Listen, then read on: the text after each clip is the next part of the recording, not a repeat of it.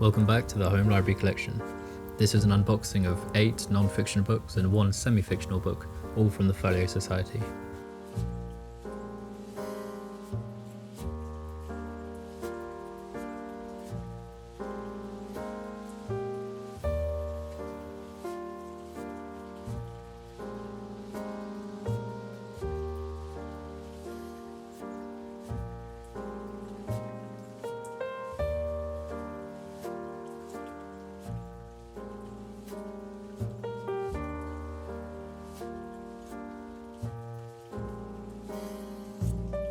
First up is Empire of the Sun by J.G. Ballard. Empire of the Sun is a semi-fictional account of a young British boy living in Shanghai who ends up in a Japanese internment camp after Japan's entry into World War II, and is heavily inspired by Ballard's life. It features a plain red slipcase.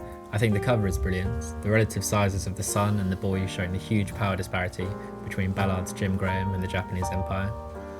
All the other illustrations in the book are black and white and take a much more realist approach.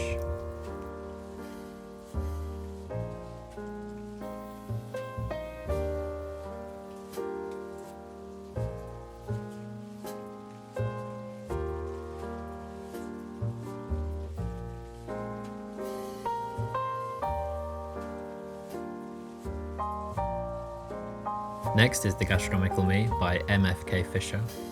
This is a memoir of the life of M.F.K. Fisher, focused around food and how it can shape our lives and how we see the world. The book itself is beautiful, with a simple, almost rustic style, and amongst the text are 12 black and white photos. The slipcase is attractive to look at, however it is made of a much thinner card than I've come to expect from the Folio Society. I imagine it's to accommodate the photograph on the front, but it does have the effect of cheapening the overall results, which is certainly disappointing.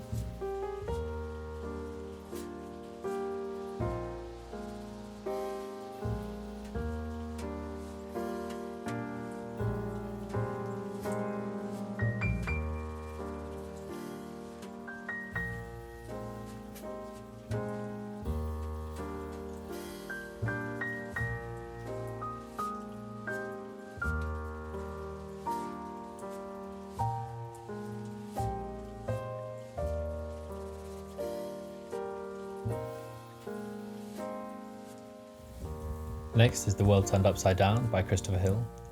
Named after a song published in 1647, The World Turned Upside Down is an exploration of the English Civil War and Revolution, as well as some of the strange ideas that came about out of that period. It comes with a plain black slipcase with curved sides at the opening. The quality feels very good and the book looks great. There are a number of historical illustrations throughout the book to help shed light on a complex period of British history.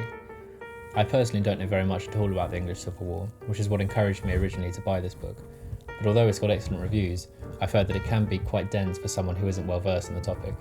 I look forward to finding out though.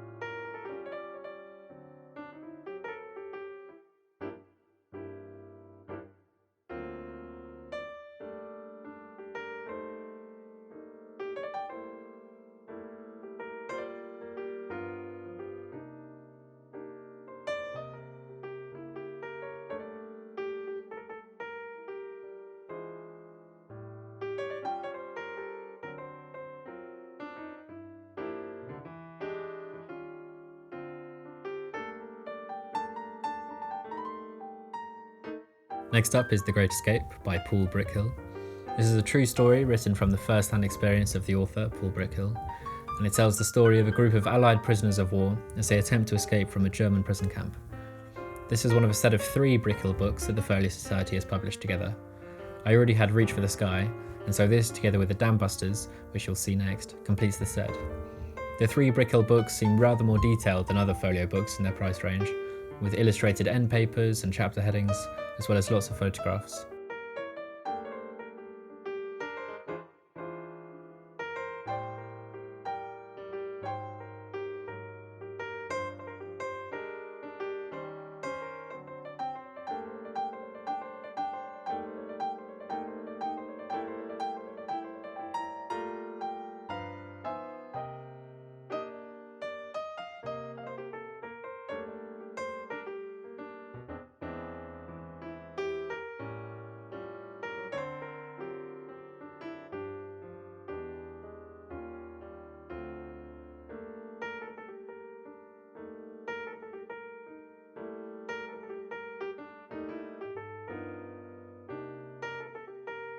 Here is The Downbusters by Paul Brickhill.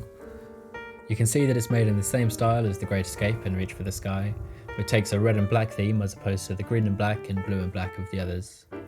Unsurprisingly, the level of detail matches exactly that of the other two, and the quality is also very high. Another non-fiction book, this time following Royal Air Force Squadron 617, nicknamed the Downbusters for the specialised attacks on Nazi dams.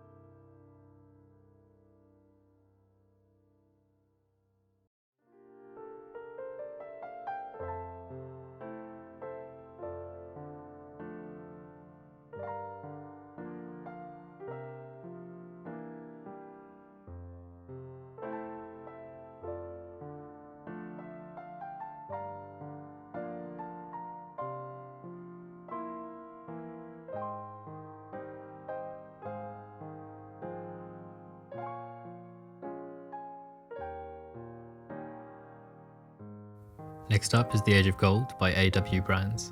This book explores the gold rush of the mid-1800s and the mass movement of people to California. The quality feels very good, with a plain black slipcase revealing a bold gold text, which has the effect of feeling like you yourself have struck gold.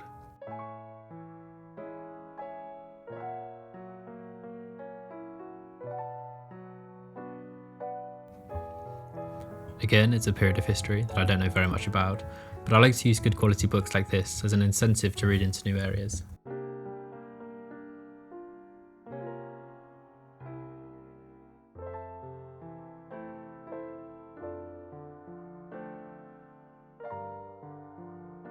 The map printed on the end papers is brilliant to look at, but the gold on black makes it quite difficult to decipher.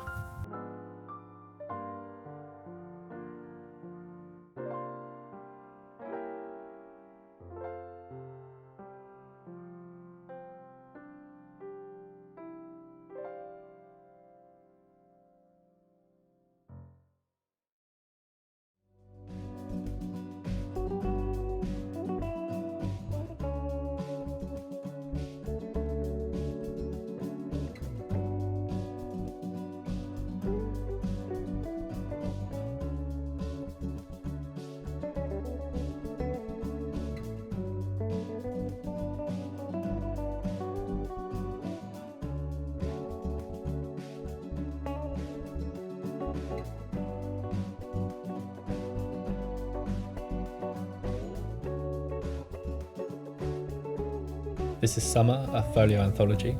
It's one of 4 anthologies based on the seasons produced by the Folio Society. It features poems, letters, excerpts and that sort of thing. I love the way they look, they're really striking as individuals, but they also look great together. Frustratingly, I'm actually missing autumn, but do have additional copies of winter, so if anyone's interested in doing a swap or selling me their copy, I would be interested to hear from you. Overall though, these anthologies are a great way to discover new works and authors.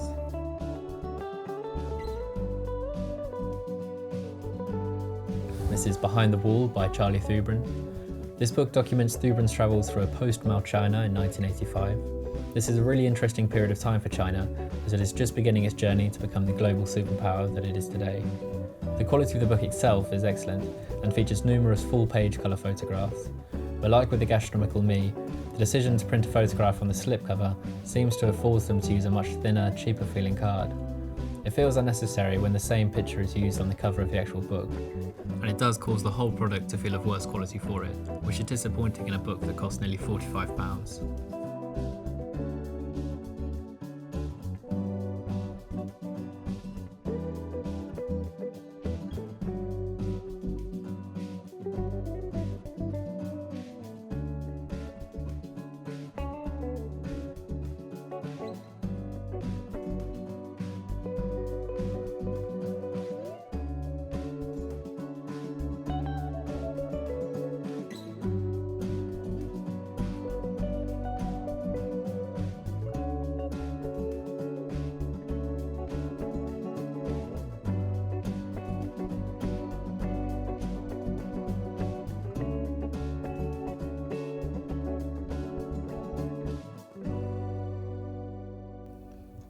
Finally, we've got Empire by Niall Ferguson. In this book, Ferguson examines the rise and fall of the British Empire, as well as the good and bad that comes with having the largest empire in history. From reviews, it seems that Ferguson takes a stance that is more pro-empire than seems to be the common thought in today's world, but yet doesn't shy away from the atrocities committed in the name of British imperialism. It should certainly be an interesting read. This edition certainly feels like a book about empire, is solid and weighty and not at all lacking in detail, with brilliant printed end papers and photographs throughout.